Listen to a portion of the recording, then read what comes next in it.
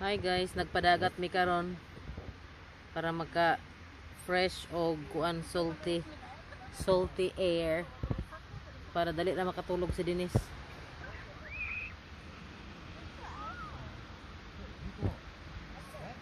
What's that? Okay, para dali na matulog. Okay, kaning sea air makakuan na ni siya.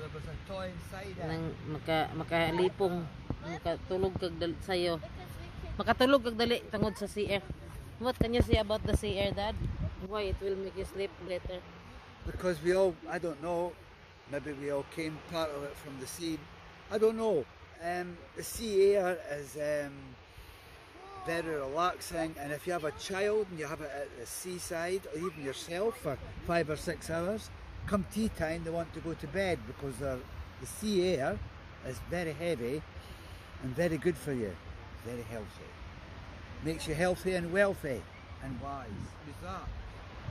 So nagpadagat mi kay para makatulog og dali ni Dennis oy makatoy. Hi, hi. Hi. Nagpadagat mi kaya. Padagat para dali ra matulog si Dennis oy.